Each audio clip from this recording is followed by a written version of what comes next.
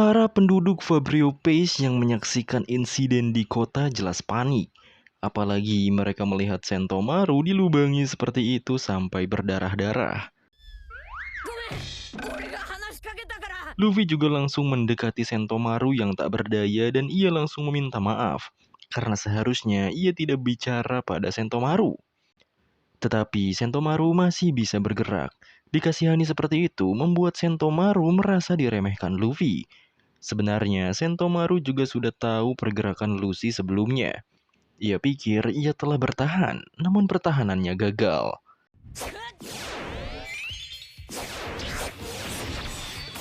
Luffy juga menunjukkan dirinya di balik kepulan asap. Ia mengakui kalau Sentomaru gigih, karena seharusnya serangan tadi menumbangkan Sentomaru secara total. Luffy pun tak bisa diam. Ia langsung bergerak untuk memulai serangannya lagi pada Luffy. Namun Luffy justru berhasil memukul perut Luffy sampai Luffy terbang ke angkasa.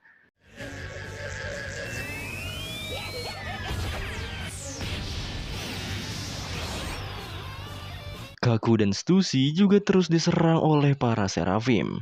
Karena peringkat kewenangan Sentomaru itu lebih tinggi dari CP0, selama Sentomaru masih sadar, CP0 tak bisa mengendalikan Seraphim.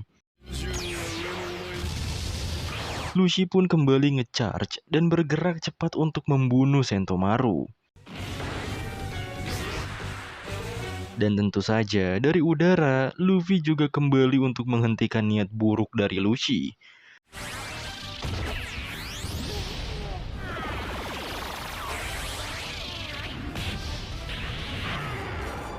Luffy lagi-lagi berhasil dibuat mental dengan cara diputar seperti itu.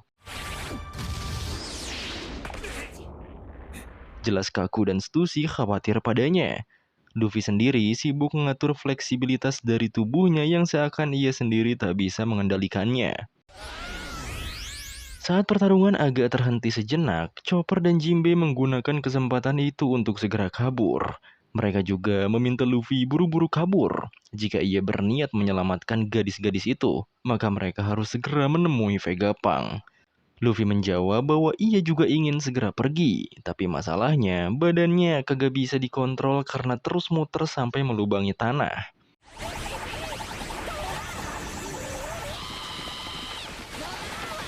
Sudah jelas, Seraphim yang hanya berniat melawan para CP0, serangannya menghancurkan banyak bangunan di kota. Yang mana para penduduk sendiri berlarian dan mengevakuasi diri mereka masing-masing. Layar peringatan bahwa Egghead sedang dalam keadaan darurat juga terus menyala. Disitulah S-Hawk tampaknya mulai menunjukkan kemampuannya pada para agen CP0. Bukan hanya dia, tapi S-Shark juga sama. Ia menunjukkan kemampuan uniknya untuk melawan para agen. Kaku merasa kalau para Seraphim ini tak terhentikan, jadi akan sangat percuma kalau mereka melawan Seraphim sendirian. Stussy juga membenarkan hal itu. Lagi pula para Seraphim masihlah anak-anak, yang mana kekuatannya sudah powerful. Bagaimana jika mereka dewasa nanti? Beralih ke Labo Face, Vegapunk tampak terus memikirkan Sentomaru. Ia sendiri melihat jelas nasib Sentomaru lewat monitor di depannya. Dalam suasana itu, Franky pun angkat bicara pada Vegapunk. Franky merasa kekuatan yang digunakan oleh bocah Jinbei atau S-Shark tersebut mirip kemampuan buah iblis Sui-Sui. Franky masih ingat dan tahu betul pengguna kekuatan buah iblis Sui-Sui, karena Franky telah menganggap orang itu sebagai saudaranya yang berasal dari keluarga Don Quixote yaitu Senyor Pink. Makanya Franky agak sedih mengatakannya, karena mustahil ada dua buah iblis yang sama di dunia ini. Yang artinya besar kemungkinan kalau Senyor Pink sudah mati. Vegapunk mengakui analisis Franky sangat bagus dan menurut Vegapunk, orang yang dimaksud Franky itu saat ini sedang ditahan di Impel Down. Mendengar itu, Franky jadi lega dan berhenti menangisinya. Franky pun menebak, kalau memang Senyor Pink tidak mati, berarti Vegapunk sendirilah yang menduplikat buah iblis itu. Yang ternyata Vegapunk memvalidasi hal itu. Ia memang bisa menduplikat buah iblis. Menurut Vegapunk, buah iblis itu bisa dibuat secara artifisial, tapi hanya tipe Zoan saja.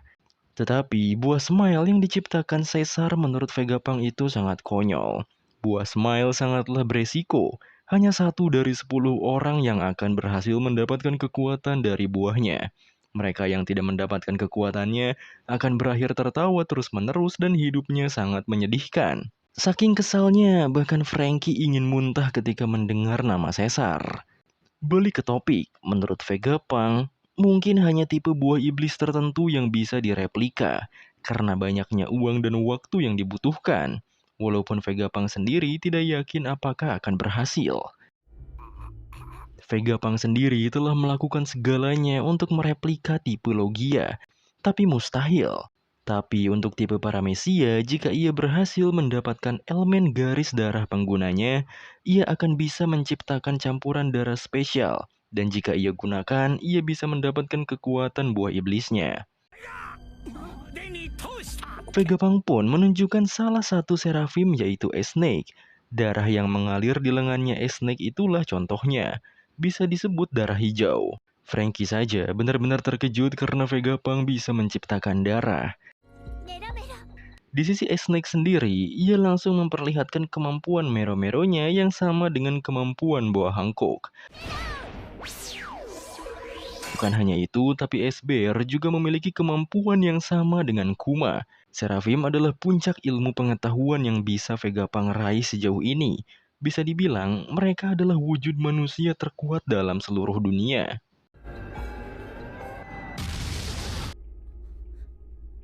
Tentu saja, para kru topi jerami ini sangat terkejut dengan sebutan wujud manusia terkuat ciptaan Vegapunk itu. Nami juga menambahkan bahwa karena para Seraphim juga si Chibukai dibubarkan. Usopp saja mengeluh karena bisa-bisanya Vegapunk menciptakan sesuatu yang lebih kuat dari si Chibukai. Sanji juga meminta mereka menganggap kalau Seraphim itu adalah senjata angkatan laut. Yang tentu Robin setuju karena Seraphim juga ancaman bagi mereka.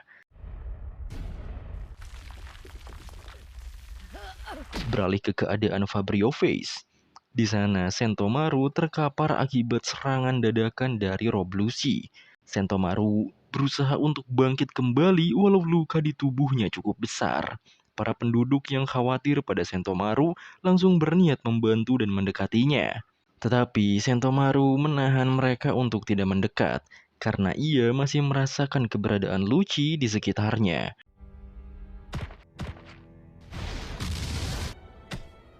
Dan benar saja, Lucci memang berada di sana dengan gerakan yang cepatnya itu. Saat Lucci menunjukkan wujudnya, semua penduduk di sekitar Sentomaru bahkan sampai berlarian ketakutan. Lucci pun bertanya di mana Luffy pada Sentomaru. Namun Sentomaru tak tahu soal anak itu, lagi pula ia bukanlah temannya. Dan benar saja, Lucci menganggap Sentomaru pengkhianat karena malah mengendalikan Seraphim untuk menyerang CP0. Lucci akhirnya kembali bergerak seakan hendak membunuh Sentomaru. Tetapi Luffy datang tepat waktu dan melayani Lucci yang haus darah.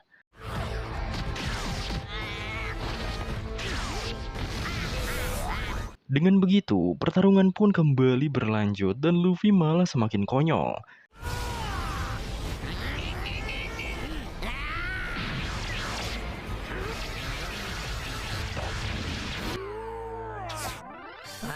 Untuk menyulitkan Lucci yang bergerak super cepat, Luffy menembakinya dengan bongkahan batu dari mulutnya.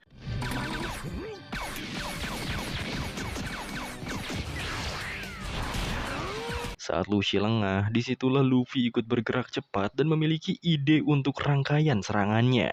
Dengan mengubah jalur roket vakum menjadi karet, Luffy membuat semacam pelontar dan melempar dirinya menuju Lucci.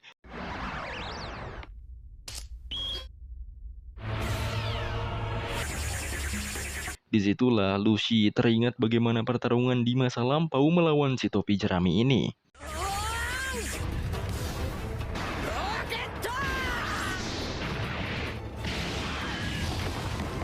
Pukulan keras yang mengenai perut Lucci itu membuat Lucci kembali dibuat terpental sangat jauh. Lucy benar-benar terkejut dengan kekuatan lawannya ini, karena bisa-bisa ia sendiri bisa pingsan jika terus diperlakukan Luffy seperti mainan. Jinbe dan Chopper yang membawa Atlas dan Bonnie tampaknya dibantu oleh Snake untuk menuju lokasi roket vakum. Saat sampai di lokasi, Snake sempat marah karena mereka terlalu lambat, tapi untungnya mereka bisa sampai tepat ke roket vakum yang dituju. Jinbe pun tersenyum dan memuji Snake sebagai Hancock yang baik. Dipuji seperti itu, Hancock versi cilik ini malah baper dan berkata kalau ia hanya mengikuti perintah. Saat mendekati roket vakumnya, mereka berdua diberi waktu 1 menit untuk keberangkatan roket vakum. Sudah jelas, Chopper panik dan teriak-teriak agar Luffy segera menyusul mereka. Luffy yang mendengar suara Chopper dari jarak sejauh itu akhirnya mencari cara agar dirinya bisa dengan cepat menyusul teman-temannya. Luffy beneran bingung dan gak punya ide untuk menyusul. Disitulah Sentomaru memanggilnya. Sentomaru mengatakan bahwa ia akan mempercayakan Paman Pang pada Luffy. Mendengar ada orang yang mempercayai dirinya, Luffy kembali tersenyum. Ia pun langsung meregangkan lengannya untuk melempar dirinya ke arah jalur roket vakum dan memanfaatkan gaya dorongan dari jalur tersebut dengan sangat cepat.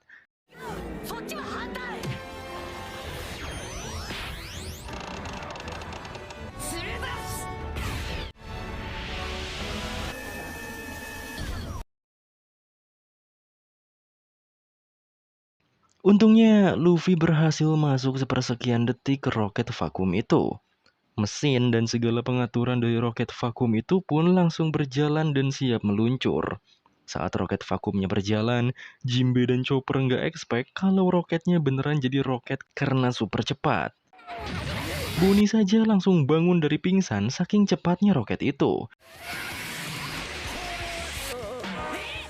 Kocaknya lagi, mereka bertiga baru sadar ada aki-aki yang numpang dalam roket vakum mereka. Ujung-ujungnya mereka ribut gak jelas sambil menahan tekanan dari kecepatan roket vakum itu. Setelah sampai ke tujuan mereka yaitu Labo Face, roket vakumnya berhenti. Suara dari roketnya juga mengatakan kalau seluruh roket setelah ini telah dibatalkan keberangkatannya. Labo Face, lebih tepatnya Frontier Dome, akhirnya diperkuat juga setelah mereka sampai di sana. Peringatan soal adanya penyusup berbahaya juga kembali diaktifkan. Para peneliti yang ada di sana juga segera mengevakuasi ke pabrik dan diperintah untuk segera menyegel bangunannya. Sentomaru sendiri masih berada di posisi yang sama. Ia masih menahan rasa sakit dari serangan Lucci sebelumnya. Merpati Lucci juga terbang di sekitar Sentomaru yang menandakan bahwa Lucci masih berada di sana. Lucci akhirnya menunjukkan dirinya dengan setelan CP0-nya lagi. Sementara Sentomaru merasa dirinya dalam bahaya. Untungnya ia sudah mempercayakan soal Vegapunk pada Luffy. Setidaknya Paman Pang bagi Sentomaru akan aman bersamanya. Mereka berdua pun akhirnya saling menatap. Namun tanpa disentuh saja, Sentomaru sudah kehilangan kesadarannya sendiri.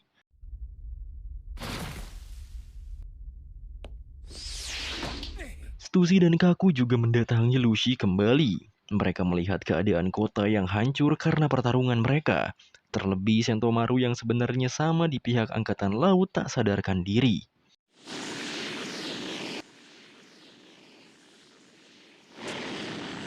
Beralih ke tempat lain, Kuma yang sebelumnya menggunakan kekuatannya untuk pergi dari Pulau Kamabaka, saat ini sedang terbang di angkasa entah menuju kemana.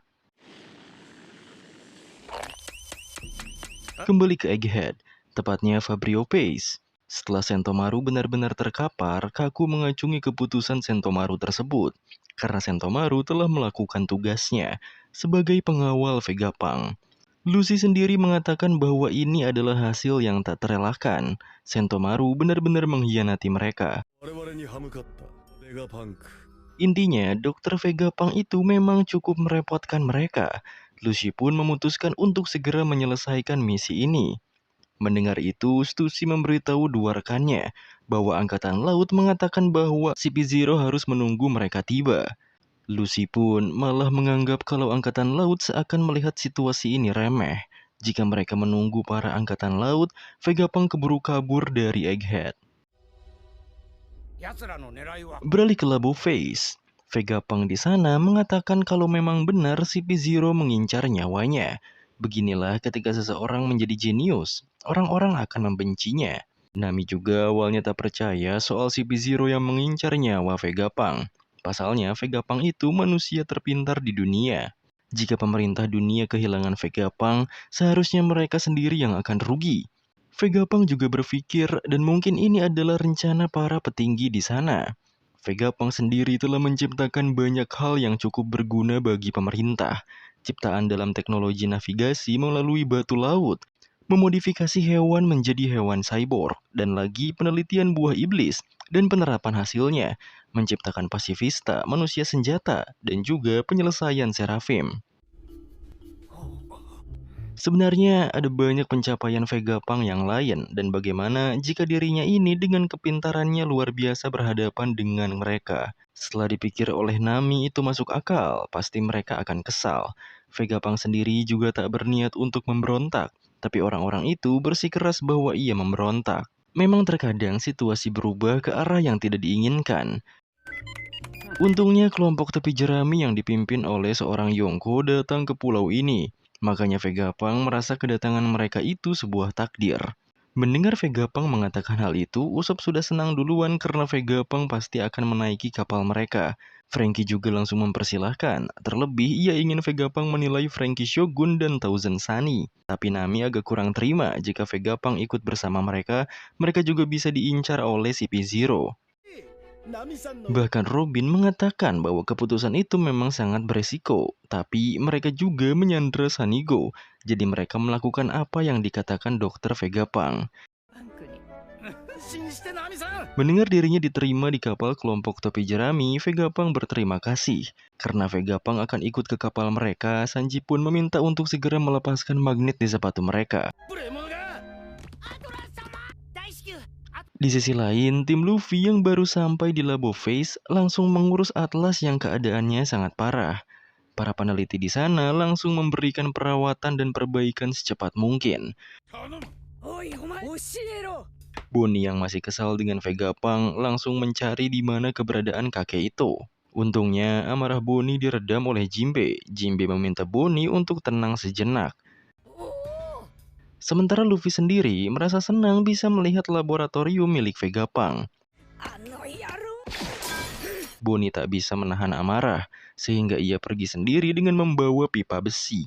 Saat Chopper bertanya pada Bonnie, bahkan Bonnie menjawab ia akan membunuh Vegapunk.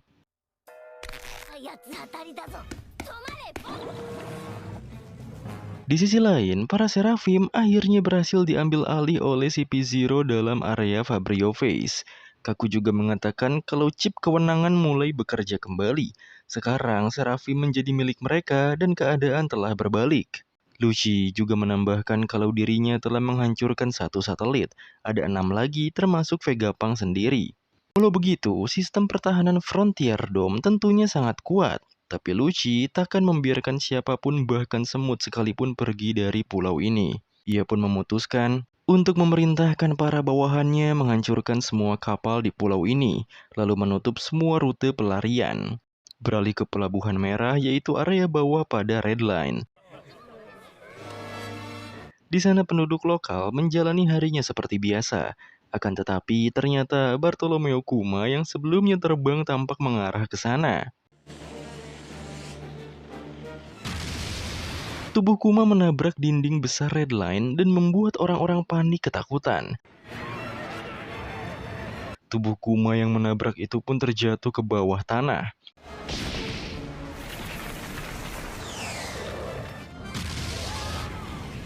Orang-orang yang sadar ada tabrakan pada dinding Red Line langsung mencari tahu kebenarannya.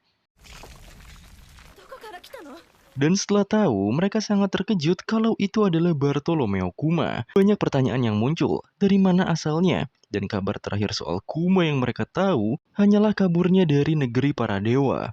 Kuma adalah budak tak terkalahkan Tenryubito. Kuma yang tergeletak di sana mulai bergerak dan menakuti semua orang. Kabar itu langsung menyebar.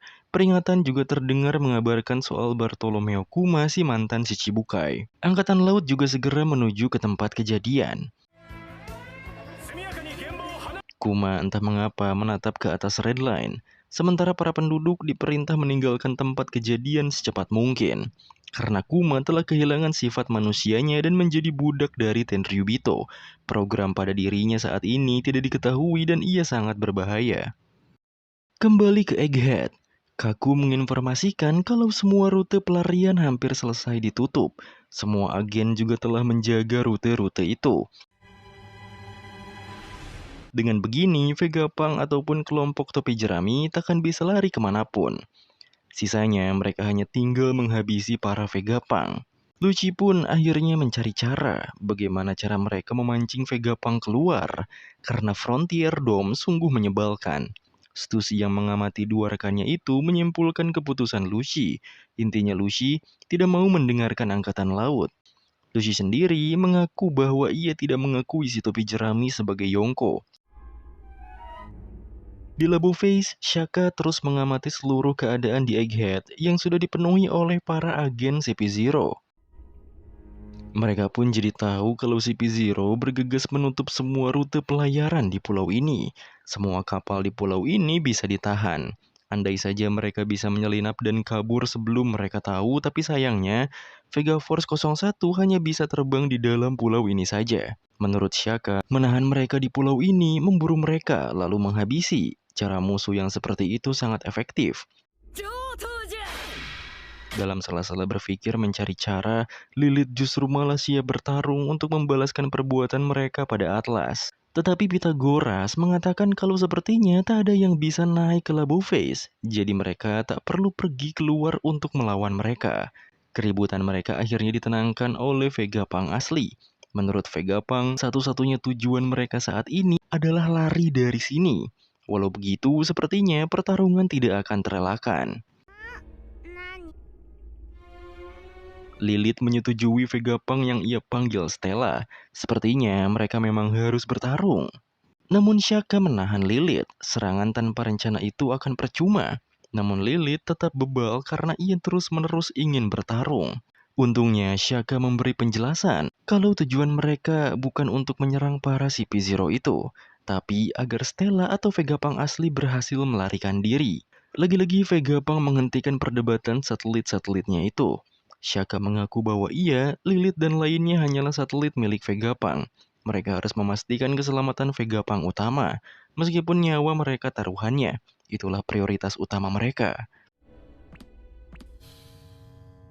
Saat Vegapunk mencari cara kabur, Sanji terus menunggu Luffy yang belum juga sampai. Usopp juga bertanya apa yang akan terjadi selanjutnya. Yang kalau menurut Robin, bisa saja mereka memulai perang, meskipun mereka tidak berniat melawan mereka. Tapi jika musuh memaksa, mereka tidak bisa diam saja. Yang bahkan jika berhasil keluar dari pulau ini, mereka akan tetap mengejar. Nami bahkan sampai mengeluh karena merasa bebannya semakin bertambah. Di antara satelit Vegapunk, Edison mengatakan kalau ia selalu memiliki teknologi yang inovatif. Tapi ia tidak punya banyak waktu dan tenaga untuk melakukan penelitian. Ia bahkan siap menerima bantuan dari siapapun, meskipun seekor kucing. Vegapunk terus menatap Sentomaru pada layar monitornya. Ia tahu kalau Sentomaru selalu berada di pihaknya dan sekarang keadaan Sentomaru sendiri malah kritis. Pythagoras bahkan bingung apa yang akan mereka lakukan, ditambah masih ada satu rekan mereka di pulau ini. Edison pun membahas soal bantuan dari seseorang yang mereka maksud. Tapi jika mereka meminta bantuan sekarang, maka seseorang itu tidak akan bisa bersembunyi lagi, dan pemerintah dunia akan mengejarnya juga. Saat Edison dan Pythagoras berdiskusi, justru Stella atau Vegapunk asli malah sudah menghubungi seseorang yang mereka maksud untuk dimintai bantuan. Vegapunk meminta bantuan pada orang itu, karena situasi saat ini membuatnya terjebak di Labo Face. Seseorang itu pun mengerti, ia tinggal menunggu perintah Vegapunk.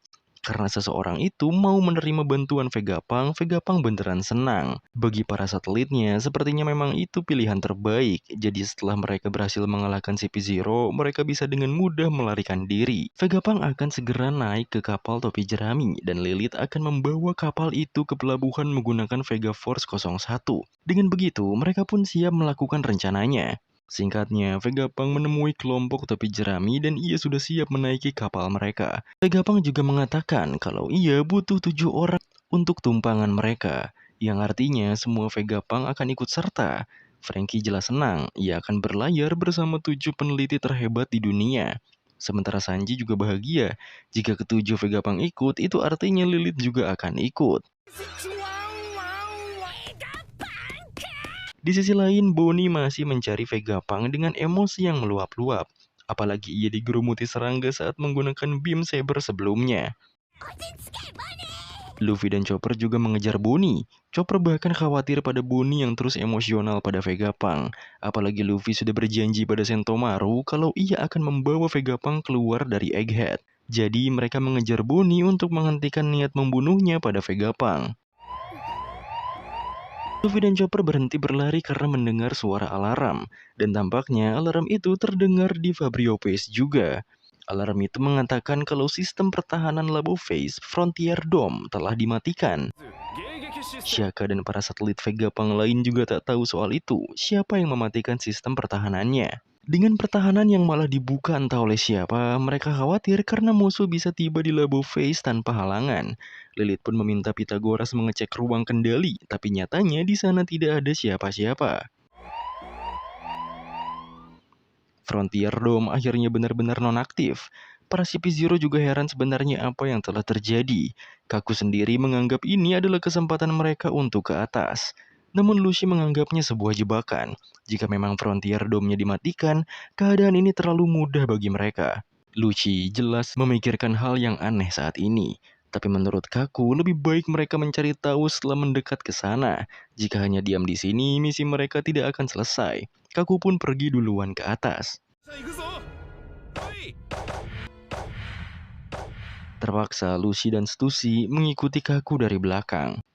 Ternyata Frontier Dome benar-benar nonaktif. Mereka bertiga bisa melewati penghalang itu tanpa hambatan apapun. Makanya Kaku merasa ini beneran sebuah kesempatan. Lucy juga menganggap ini kesempatan dan keberuntungan telah meninggalkan para Vegapunk itu. Stussy melihat kapal topi jerami yang berada di atas awan Labo Face. Kaku jelas malah terpaku dengan robot Vega Force yang bersanding dengan Thousand Sunny.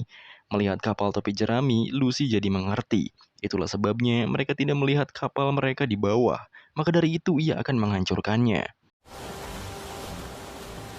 Di lautan, kapal pemerintah dunia yang menuju ke Egghead juga tampaknya masih dalam perjalanan. Kizaru yang ada di kapal itu akhirnya mengetahui kabar kalau topi jerami telah memihak Vegapunk. Itu artinya mereka bisa melarikan diri dengan sangat mudah. Tapi situasinya mungkin tidak berjalan sesuai keinginan mereka. Kizaru pun akan bergerak sesuai rencana. Ia juga memerintahkan untuk mengirim semua kapal yang tersedia menuju Egghead. Balik ke Egghead. Stussy yang mengetahui keberadaan kapal kelompok topi jerami memberitahu Lucy dan Kaku soal kapal itu. Makanya Lucy langsung memutuskan untuk menghancurkan kapal mereka sekarang juga. Kakulah yang akan melakukan hal itu. Ia terbang lebih tinggi daripada rekan-rekannya. Saat posisinya sudah pas dengan kapal Sunny, ia pun siap membereskan kapal itu dalam sekali serang. Di dalam kapal Sunny ada Zoro yang sedang tertidur pulas, sementara Brook sendiri baru selesai mencuci piring karena sudah kepalang tanggung. Sekalian saja ia membersihkan dek kapal. Ia juga sebenarnya penasaran dengan alarm yang sebelumnya terdengar di kawasan Egghead. Kaku yang siap menghancurkan kapal topi jerami langsung melakukan serangannya.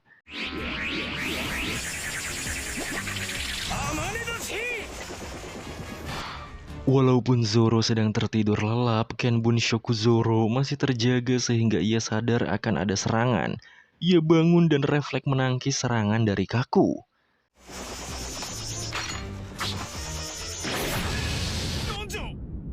Serangan Kaku yang menjadi sebuah ledakan itu jelas membuat 3 CP0 itu terkejut. Bahkan Brook langsung buru-buru keluar mengecek apa yang sebenarnya terjadi.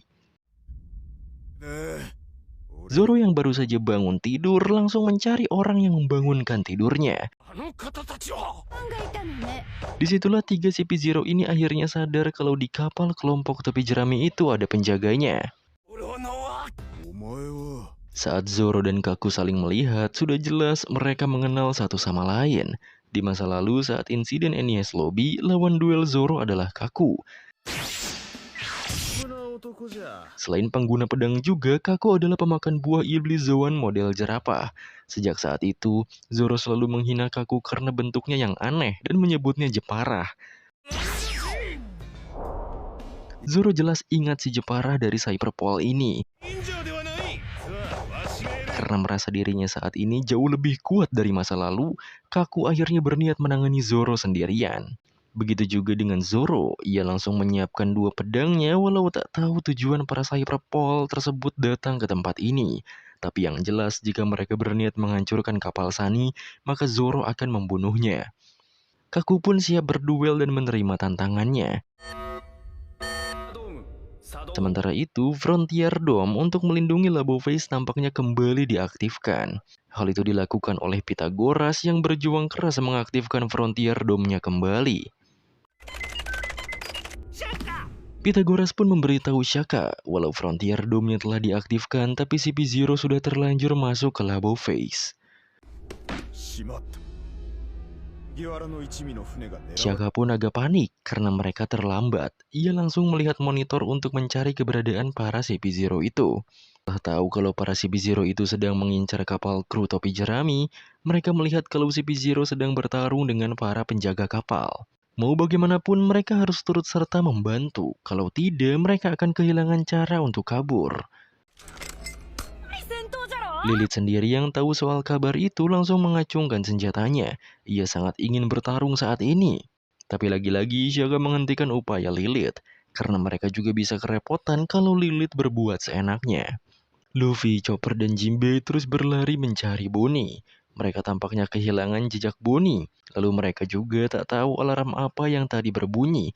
Yang jelas firasat mereka jadi buruk. Dalam pencarian mereka malah bertemu dengan Nami dan lainnya yang sedang menunggu. Akhirnya mereka pun berkumpul kembali.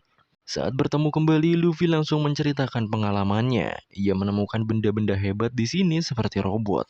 Jelas Usopp menimpali, mereka juga tahu karena melihat juga lewat monitor.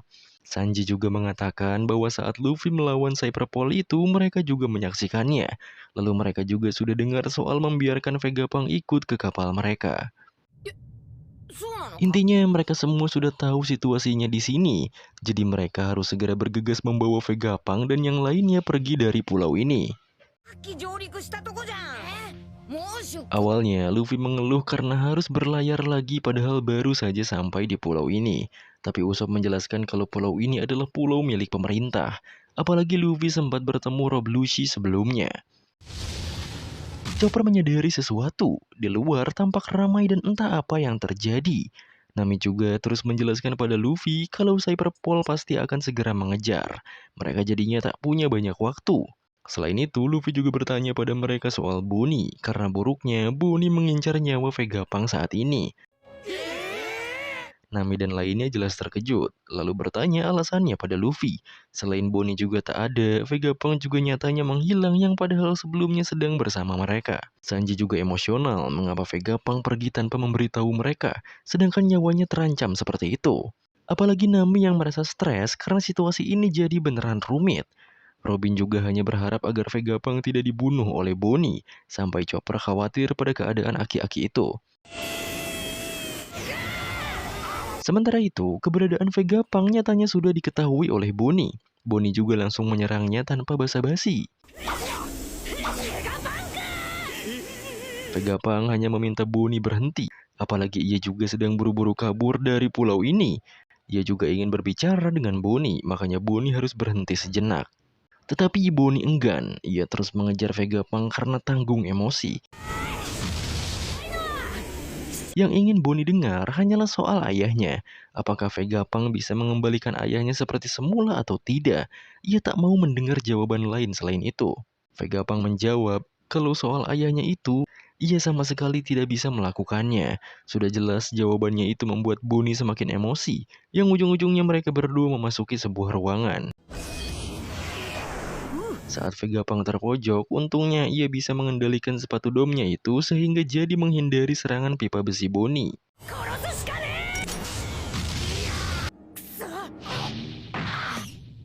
Vegapunk akhirnya terjatuh semakin jauh dan Bonnie terus mengejarnya. Vegapunk juga teringat momen di masa lalu, di mana saat itu ia mengatakan, meski dunia tak menerimanya, gadis itu sudah lahir ke dunia ini, yang artinya ia juga manusia yang ditakdirkan hidup. Vegapunk juga yakin ini merupakan langkah besar demi perdamaian dunia. Begitulah yang dikatakan seorang direktur laboratorium kedamaian Mads, Dr. Vegapunk. Di masa sekarang, Vegapunk muncul dari persembunyiannya karena mendengar Bonnie menangis dan berubah menjadi anak kecil. Bonnie terus kesakitan dan tidak bisa berdiri. Disitulah Vegapunk langsung membantu Bonnie tanpa pikir panjang. Namun ternyata itu hanyalah jebakan saja. Saat Vegapunk berada di dekat Bonnie, Bonnie berubah bentuk fisiknya dan menyerang Vegapunk.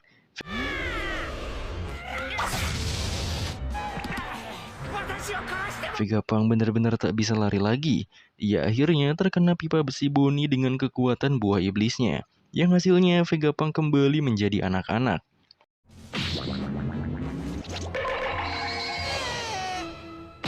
Dengan merubah Vegapunk menjadi seorang bocah, Bonnie bisa pastikan aki-aki itu tidak bisa melarikan diri lagi.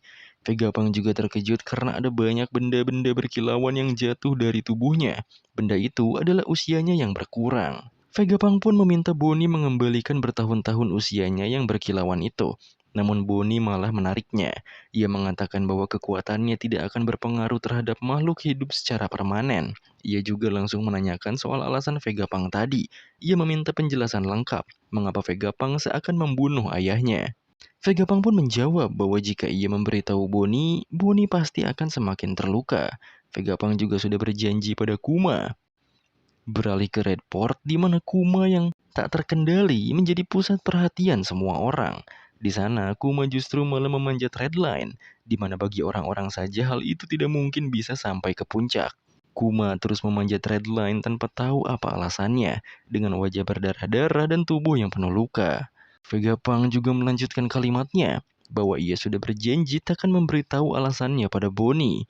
Jelas Bonnie semakin kesal mendengar berbagai macam kalimat Vegapunk. Menurut Bonnie, Vegapunk punya alasan untuk membunuh ayahnya, tapi ia sendiri tidak mau memberitahukannya pada Bonnie. Vegapunk terus menutupi alasan itu. Ia terus-menerus meminta Bonnie melepas cengkramannya. Ia juga mengatakan bahwa keputusan melenyapkan sisi kemanusiaannya adalah keputusan Kuma sendiri dan bukan dari orang lain. Jelas Bonnie tak percaya. Ucapan Vegapunk itu dianggap sebagai kebohongan belaka. Bagi Bonnie, mana mungkin ayahnya meninggalkannya dan memutuskan untuk mati. Tapi bagi Vegapunk juga, keputusan itu juga keputusan yang sangat sulit baginya. Ia bahkan tidak ingin mengingatnya lagi. Di Redport, Kuma yang terus memanjat sedikit demi sedikit malah ditembaki oleh angkatan laut. Vegapunk juga meneruskan kalimatnya, bahwa Kuma itu adalah pria yang sangat terhormat. Ia bangga menganggap Kuma sebagai sahabatnya. Ia juga sangat menyukai pria itu. Jadi ia memohon pada Bonnie untuk mengerti, tak ada lagi yang bisa ia lakukan. Ucapannya itu terus membuat Bonnie kesal. Bonnie membanting tubuh kecil Vegapunk ke lantai. Sudah jelas ia tak mungkin terima dengan alasan yang egois seperti itu. Perdebatan mereka terhenti karena ada suara mesin di belakang Bonnie. Karena penasaran pada suara itu, akhirnya Bonnie terus mendekatinya. Vegapunk yang tahu kemana Bonnie akan pergi seakan menghentikannya. Ia terus menutupi kebenaran yang Bonnie cari. Semakin Bonnie berjalan, ia semakin gelisah. Tapi karena ia sangat penasaran, ia terus melanjutkan langkahnya. Sampailah Bonnie di suatu ruangan dengan pintu berwarna merah. Ia sangat yakin bahwa ruangan itu pasti ada hubungan dengan dirinya. Ditambah ada logo telapak ciri khas ayahnya di depan pintu merah tersebut. Saat Bonnie mencoba membuka pintunya, pintu itu terkunci. Ia akhirnya menggunakan kemampuannya untuk membuat penuaan pada tuas kunci pintu tersebut. Pintu akhirnya berhasil dibuka dan Bonnie benar-benar terkejut melihat isi ruangan itu. Saat Bonnie memasuki ruangannya, Vegapunk jelas panik. Namun apa yang Bonnie lihat sangat tak bisa dipercaya. Ruangan itu menyimpan gumpalan berwarna indah. Bonnie saja benar-benar takjub melihat gumpalan dari kekuatan ayahnya itu. Ia langsung teringat bagaimana wajah baik ayahnya pada gumpalan ini. Sekarang beralih ke suatu lautan di dunia baru. Kapal Eustace Kid sedang berlayar mengarungi segala macam bahaya pada perjalanan mereka. Mereka juga melihat bagaimana ikan raksasa melompati kapal mereka sampai membuat gelombang yang cukup besar. Dari ikan itu saja, mereka menyimpulkan bahwa area laut yang mereka sedang jalani seperti bukan area yang normal. Killer yang memperhatikan area dari peta merasa ada pulau di sekitar sana. Ia pun langsung memberitahu Kid yang sedang istirahat kalau mereka tiba di sebuah pulau. Seperti biasa, respon Kid sangat angkuh. Ia mengatakan untuk apa mereka takut berlabuh di sebuah pulau. Tapi saat mereka memperhatikan bayangan pulau itu dari jauh, mereka merasa terkejut. Kemungkinan pulau itu adalah kampung halaman dari para raksasa yang dinamai Pulau Elbaf. Mendengar nama Pulau Elbaf, Kid langsung nyengir. Beralih ke markas Angkatan Laut Cabang G14, seseorang sedang mengobrol dengan wakil Admiral Garp. Kata orang itu, Garp membuatnya pusing. Apalagi sebentar lagi, mereka akan pergi ke Pulau Egghead. Jadi seharusnya Garp tak bisa seenaknya mengambil prajuritnya. Tapi Garp tertawa, ia meminta wanita bernama Doll itu untuk jangan kaku. Doll sendiri justru menganggap situasi ini serius. Jika Garp ingin menyerang pulau yang dikuasai oleh Yonko, Garp sudah mendapatkan izin dari para petinggi juga. Tapi Garp malah baru tahu kalau niatnya diizinkan, padahal ia pikir tinggal gas aja, nggak perlu izin apapun. Garp makin tertawa, katanya ia juga sudah sampai di cabang G14. Sementara itu, Helmepo tak berhenti-berhentinya menangis. Ia masih menangisi soal Kobi bersama Hibari di ruangan yang sama. Saat mereka putus asa, terdengar suara Garp sangat keras yang memanggilnya dari sisi markas mereka. Saat Helmepo melihat ke arah luar, di sana sudah ada kapal Garp yang menyambutnya dengan baik. Sudah jelas Helmepo makin menangis. Kedatangan Garp seakan membuka harapan atas solusi untuk menyelamatkan Kobi yang ditangkap Kurohige. Garp malah mengatai mereka berdua cengeng. Daripada lembek dan mewek begitu, ia langsung mengajak mereka berdua naik ke kapal untuk ke Hachinosu, pulau bajak laut, untuk mengejar Kurohige dan antek-anteknya. Dan tujuan utamanya adalah menyelamatkan Kapten Kobi.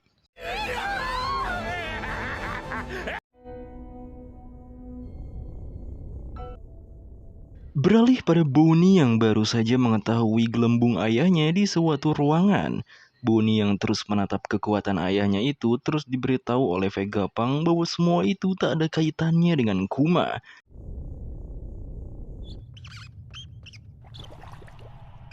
Vegapunk pun jadi teringat dengan masa lalunya saat bersama Kuma. Saat itu, Vegapunk meneliti sesuatu dan ada Kuma di ruangannya. Kuma tampak penasaran dengan kata pikiran yang disebut oleh Vegapunk. Vegapunk menjelaskan, ada seorang ilmuwan di West Blue yang berkata, orang-orang kehilangan 21 gram berat badan mereka saat mati. Itu artinya jumlah itu adalah berat dari jiwa mereka. Hal ini jelas sangat menarik bagi Vegapunk, karena menurutnya jiwa itu memang benar adanya. Sebagai orang biasa, Kuma saat itu tak mengerti apa yang Vegapunk ucapkan. Tapi Vegapunk membuat perumpamaan atau analogi, karena konsep soal jiwa tadi itu sama dengan konsep kekuatan Kuma. Memindahkan penderitaan fisik seseorang ke tubuh orang lain. Kekuatan Kuma bisa memindahkan penderitaan dengan sinyal elektrik ke saraf tanpa kabel.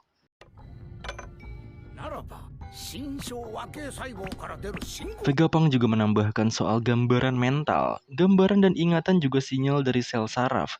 Jadi ia sangat penasaran seberapa berat mereka, seberapa besar mereka. Itulah yang ingin ia ketahui. Di masa sekarang, Vegapunk dengan serius jangan menyentuh gelembung itu pada Bonnie. Karena gelembung itu adalah penderitaan dan berasal dari kekuatan Kuma. Penderitaan tersebut begitu kuat dan bisa membunuh siapapun. Mendengar itu, Bonnie justru tak setuju. Justru ia berjalan mendekati gelembung itu. Vegapunk kembali mengingat ucapan Kuma. Saat itu, Kuma mengatakan kalau ia harus mengambil ingatannya sendiri lalu ia tunjukkan pada Vegapunk. Tapi saat itu, Kuma masih malu. Vegapunk juga terus memohon, karena dengan begitu mereka bisa memajukan ilmu pengetahuan. Ia berjanji tak akan menunjukkan ingatan Kuma pada orang lain. Namun Kuma masih enggan, karena malu dan belum bisa percaya sepenuhnya pada Vegapunk. Beralih ke Labo Face atau tepatnya area di mana Sunny terparkir. Zoro dan Kaku berduel di sana.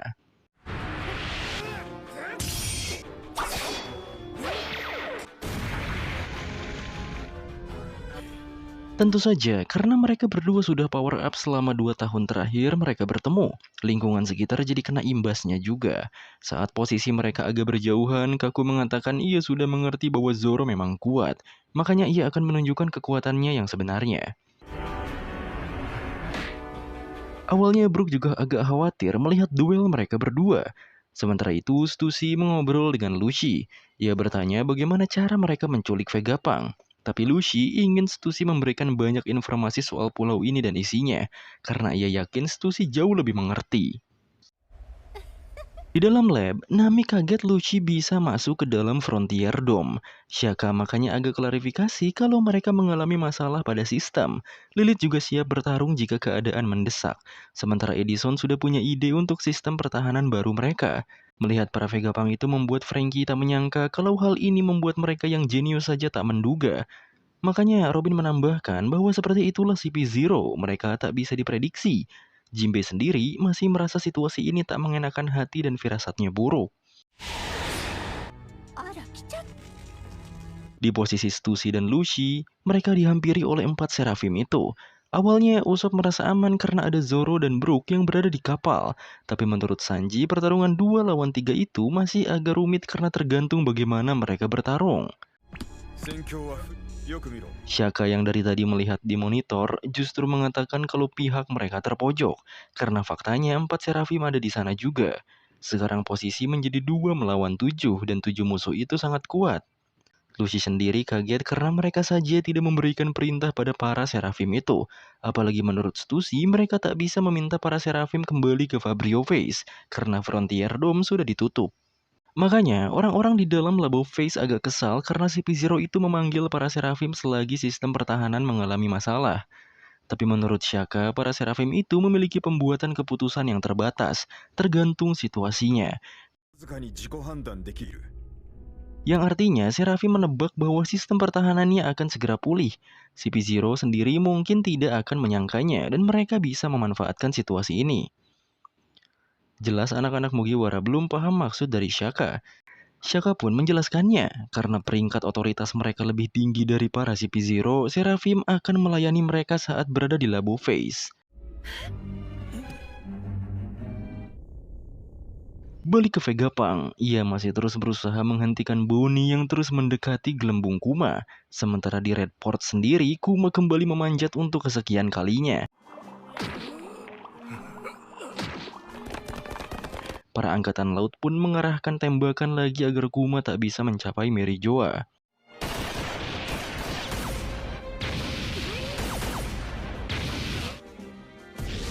Tembakan-tembakan itu lagi-lagi membuat Kuma jatuh ke dasar. Angkatan laut pun langsung mengepung pada area kejatuhan Kuma. Mereka juga memerintahkan para penduduk yang masih ada di sana segera menyingkir dan menjauh. Kuma yang sudah dikepung itu kembali berdiri lagi. Bonnie tahu betul kekuatan ayahnya, makanya ia tak percaya bahwa gelembung itu adalah penderitaan. Hal itu bersamaan ketika Kuma menyerang para angkatan laut dengan kekuatannya. Lalu Bonnie percaya kalau gelembung itu adalah sebuah ingatan ayahnya sendiri. Setelah melawan angkatan laut, Kuma berniat memanjat Red Line lagi, namun tampaknya ia kelelahan dan terluka parah. Balik ke Shaka. Di sana mereka akan memanfaatkan celah soal Seraphim itu. Otoritas mereka lebih tinggi dari para CP0, sehingga mereka bisa membuat Seraphim berpihak. Namun menurut Edison, hal itu hanya berlaku jika mereka bisa memberi mereka perintah. Kalau tidak, mereka berada dalam bahaya. Disitulah Edison akan mencobanya. Lilith juga jadi ikut-ikutan. Shaka pun akhirnya menyerahkan tugas itu pada mereka berdua. Situasi di luar memang sangat berbahaya, karena 3 CP0 dan 4 Seraphim siap berhadapan dengan Zoro dan Brook. Usopp yang sebenarnya pede karena ada Zoro dan Brook di luar saja agak khawatir karena lawannya terlalu banyak dan powerful. Franky pun memutuskan untuk membantu mereka berdua, sementara Sanji sendiri malah nyeletuk kalau si Marimo bakal mati, padahal kelompok mereka sudah dekat dengan One Piece. Untungnya Nami memarahi Sanji untuk segera membantu mereka. Karena diperintah Nami, akhirnya Sanji nurut dan segera pergi. Bahkan saking gobloknya Sanji, ia menganggap dirinya juga Seraphim yang menuruti perintah. Ialah Sanji Pim yang menuruti Nami. Akhirnya yang keluar dari laboratorium adalah Sanji dan Franky. Di luar sendiri, Brook dan Zoro sudah siaga jika ada serangan dadakan. Kaku juga telah merubah wujudnya ke bentuk hybrid Zoan-nya itu. Ia juga mengatakan kalau dirinya ingin sekali menyelesaikan masalahnya dengan Zoro suatu hari nanti. Ternyata bentuk jerapah dari Kaku juga telah awakening karena terlihat ada asap hitam di sekitar tubuhnya. Brook jelas baru pertama kali melihat, sementara Zoro sadar kalau bentuknya agak berbeda walau sama-sama jerapah. Tapi ia merasa tak masalah karena ujung-ujungnya juga ia bakal tebas. Zoro pun meminta Brook menjaga kapal saja, sementara pertarungan akan ia lakukan.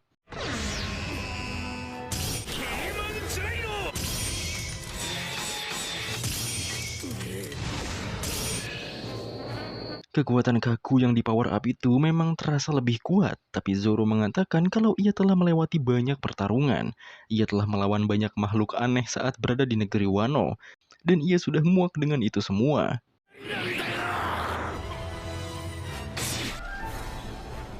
Kaku tampaknya berhasil dibuat terhantam ke tanah, sementara itu Lucci akhirnya bertindak. Sebelum Vegapunk muncul, ia memerintahkan para Seraphim untuk menghancurkan laboratoriumnya. Seraphim akhirnya mulai bergerak, dan Shaka yang mengetahui hal itu cukup panik di dalam laboratorium.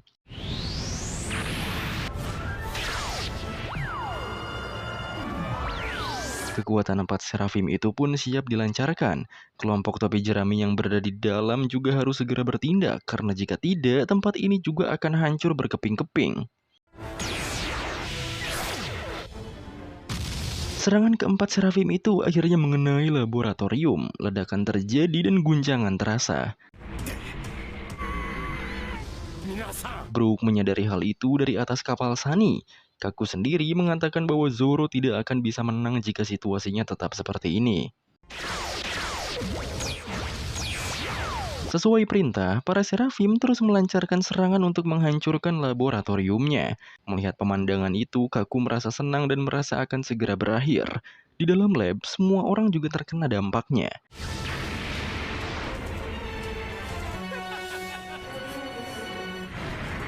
Saat situasi serius dan fokus pada laboratorium, Stussy melepas jubah CP0-nya dan tanpa disangka-sangka ia langsung menyerang Kaku.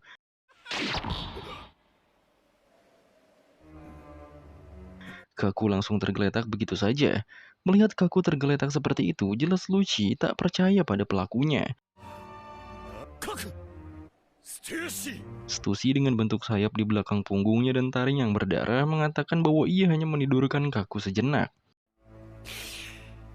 Lucci benar-benar tak percaya melihat hal itu. Malahan Stussy menawarkan Lucci untuk tidur juga seperti Kaku. Ialah klon pertama yang berhasil diciptakan Mads, yaitu Stussy, dibuat dengan DNA dari mantan anggota bajak laut Rocks, Miss Buckingham Stussy. Stussy yang tertawa anggun langsung mendapati serangan dari Lucci.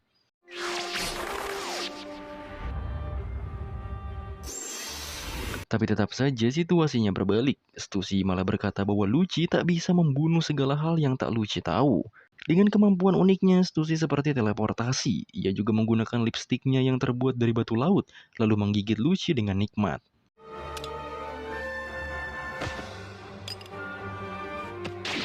Sebelum Lucci terkapar, Stussy mengatakan bahwa ia tahu betul Lucci dan Kaku kuat. Karena itulah ia tidak mau bertarung melawan mereka berdua secara langsung. Pada akhirnya, Lucci dan Kaku terkapar di bawah kaki Stussy dan Zoro. Terkaparnya dua CP0 itu hanya menyisakan burung yang selalu mengikuti Lucci.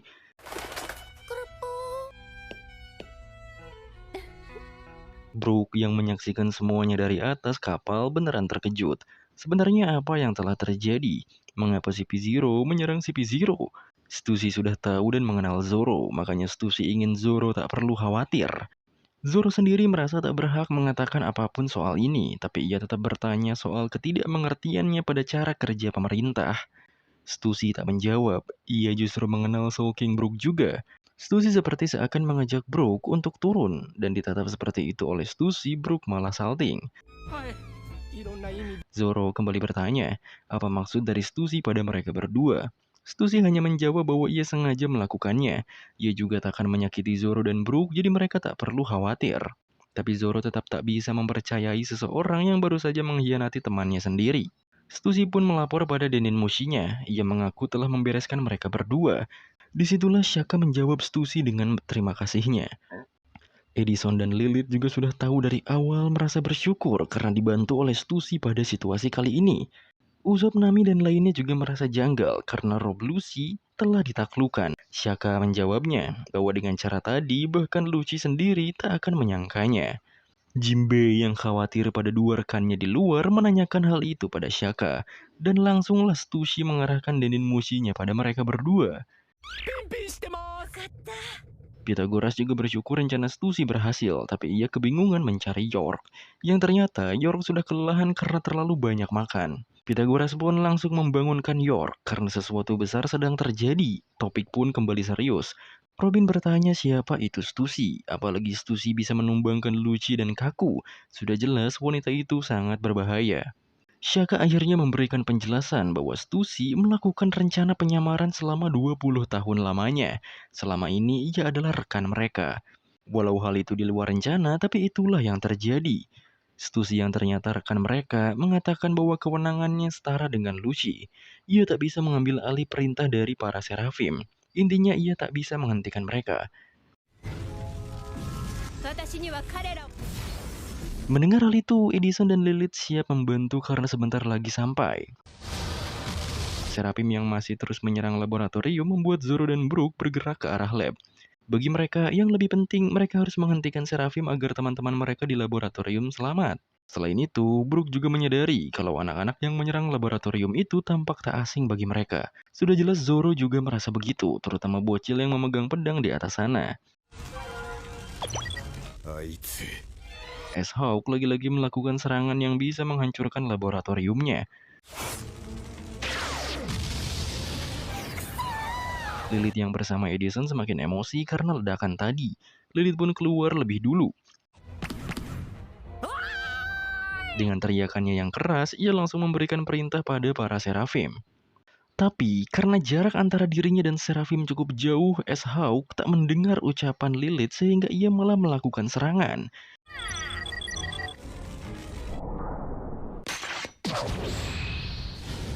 Untungnya, sepersekian detik Zoro tepat waktu menghancurkan serangan S-Hawk.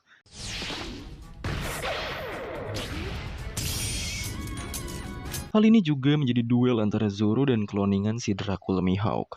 Melihat reaksi S-Hawk yang terkejut pada kekuatan Zoro dan ia juga malah berkeringat, Zoro menganggap kloningan ini justru lebih manusiawi dari yang asli.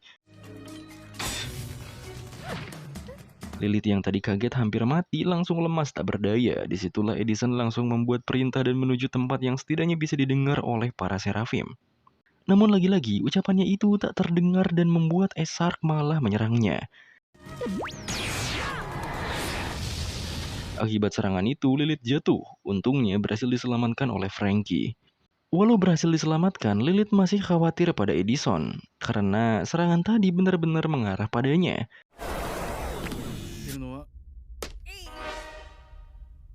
Untungnya, sesuatu yang melesat cepat menyelamatkan Edison ialah Sanji. Dengan begitu akhirnya Lilith dan Edison berhasil diselamatkan. Zoro yang siap menghadapi S-Hawk justru lawannya itu malah tidak melakukan kuda-kuda. Seraphim lain juga tidak lagi menyerang. Disitulah Brook dan Zoro beneran kepo pada makhluk-makhluk itu. Lilith hanya menjawabnya bahwa mereka adalah pejuang yang ia banggakan. Mereka juga takkan menyerang lagi karena kewenangan Vegapunk lebih tinggi dari CP0 dan mereka sudah perintah para Seraphim itu secara langsung. Itulah mengapa perintah mereka sebelumnya dari CP0 itu bisa ditimpa. Zoro jelas baru paham dan Sanji malah ngeledekin Zoro karena pasti si Marimo kagak ngerti. Brook pun bertanya, sekarang mereka harus apa lagi? Frankie menjawabnya bahwa mereka akan melakukan tugas penting. Mereka akan bekerja sama dan membantu Vegapunk keluar dari pulau ini. Situasi yang bisa terkendali kembali membuat Shaka dan lainnya bisa menghela nafas sejenak. Nami juga mengakui kalau para Seraphim itu mengerikan saat menjadi musuh, tapi jika mereka di pihaknya, maka situasi bisa jadi tenang. Masih lewat Denden Mushi, Stussy pun berbicara pada Shaka bahwa ia telah meletakkan batu laut pada Lucci dan Kaku. Jadi walau mereka bangkit, mereka takkan bisa menggunakan kekuatan buah iblisnya. Shaka pun berterima kasih. Ia mengatakan bahwa Vegapunk dan satelitnya akan pergi dari pulau ini menggunakan kapal topi jerami. Stussy juga diminta untuk ikut bersama mereka. Melihat Stussy dari ujung rambut sampai ujung kaki adalah mahakarya terbaik dan kebetulan Sanji dengar Stussy akan ikut ke kapal mereka, Sanji jadi gila saat ini. Di sisi lain, sedari tadi si Luffy masih mencari-cari di mana Bonnie dan Vegapunk. Suara Chopper pun terdengar memanggilnya, tapi kedatangan Chopper juga belum menghasilkan pencarian mereka. Mereka pun membagi tugas, Chopper akan ke arah lain agar pencarian mereka bisa dipercepat. Setelah semua itu, kita jadi tahu menyelamatkan Bonnie justru malah menuntun kelompok topi jerami ke pulau masa depan Egghead. Mereka bertemu dengan Dr. Vegapunk beserta 6 satelit miliknya dan mendapatkan informasi tentang peradaban yang maju 900 tahun lalu, sekaligus fakta tentang orang-orang yang meneruskan kehendak Ohara. Setelah diminta oleh Vegapunk Stella, Luffy memutuskan untuk membawa mereka ke lautan. Namun akhirnya mereka terlibat pertempuran melawan CP0 yang dipimpin oleh Rob Lucy yang telah mendapatkan tugas untuk membunuh Vegapunk. Setelah menahan Lucy dan Kaku, Luffy dan yang lainnya bergegas pergi dari Egghead. Namun sebuah insiden terjadi, Dr. Vegapunk Stella menghilang. Beralih ke tempat lain, ini adalah tempat bernama Sphinx yang berada di dunia baru. Kampung halaman bajak laut Shirohige. Marco tampaknya telah sampai karena sebelumnya ia pulang dengan nebeng di kapal Shanks. Lagi-lagi Marco bertugas mengatur dan membantu penduduk di sana. Dua bocil mendatangi Marco. Mereka memberitahu kalau mereka takut karena sebelumnya ada angkatan laut masuk ke sana. Marco hanya bisa meminta maaf dengan tenang karena sebelumnya tak ada di sini. Ia juga meminta bocil-bocil itu melanjutkan ceritanya apa yang terjadi setelah ada angkatan laut. Bocil itu mengatakan bahwa angkatan laut sangat kejam. Mereka bilang ingin mengambil harta karun Shirohige. Pada beberapa hari yang lalu, suara tembakan mengagetkan penduduk Sphinx dalam kedamaian mereka. Datanglah orang-orang yang masuk ke dalam desa ini. Angkatan laut yang dipimpin oleh seseorang itu langsung memerintahkan anak buahnya menyerang para penduduk. Ia juga meminta mereka mengumpulkan semua penduduk di sini. Setelah kerusakan dilakukan dan penduduk dipaksa berkumpul, ia pun mengatakan kalau kehadirannya tak akan melukai mereka, asalkan dengan syarat kalau para penduduk mau diajak kerjasama. Pulau ini tidak termasuk dalam daftar pemerintah dunia, yang artinya orang-orang seperti penduduk pulau ini tidak dilindungi oleh hukum. Orang itu juga yakin bahwa harta karun Shirohige ada di pulau ini. Para penduduk menentang, mereka tidak tahu menahu soal harta karun itu. Tapi angkatan laut itu tak percaya, ia terus membentak dan berperilaku kasar. Tapi mau bagaimanapun, penduduk tidak berbohong, karena mereka juga tidak tahu apa-apa. Angkatan laut itu pun langsung menodongkan senjata mereka pada para penduduk. Jika mereka tidak mau memberitahukannya, maka angkatan laut itu akan membunuh mereka semua. Bukan hanya anak-anak yang menentang dan berani melawan angkatan laut itu, tapi lansia yang tinggal damai di pulau ini juga melawan. Mereka akhirnya menganggap kalau sebagai penduduk biasa seperti mereka tidak memberi uang pada angkatan laut, artinya angkatan laut tidak menganggap mereka sebagai manusia. Yang tentu saja itu perilaku super jahat. Bukannya tersindir atau merasa malu, angkatan laut itu justru menantang balik. Apalagi Marco sudah tidak ada di pulau ini untuk melindungi mereka. Mereka pun akhirnya menangkap seorang nenek-nenek dan siap untuk diakhiri hidupnya. Penduduk lain juga ditodong dan tidak bisa memberontak, apalagi anak-anak kecil. Namun, getaran di pulau ini semakin lama semakin terasa oleh semua orang di sana.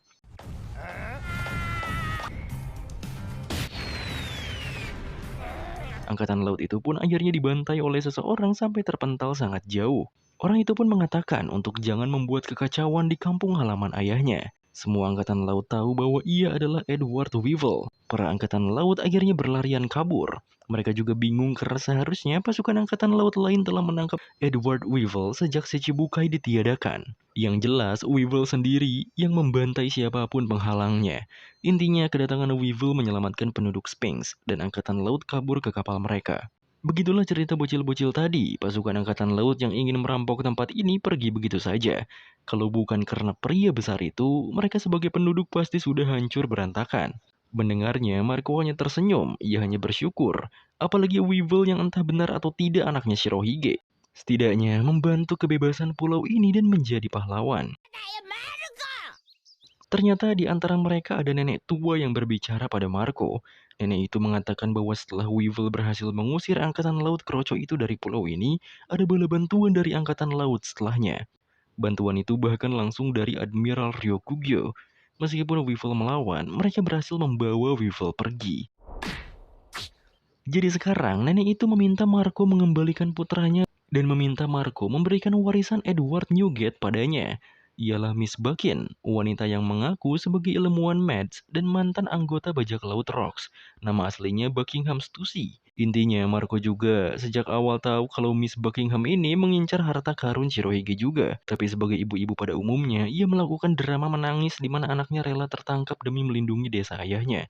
Marco pun hanya menghela nafas mendengar keluhan-keluhan nenek itu, dan berterima kasih karena Weevil telah melindungi desa ini. Miss Tusi ini akhirnya bertanya, apakah Marco juga tidak percaya kalau Weevil adalah anak kandung Shirohige.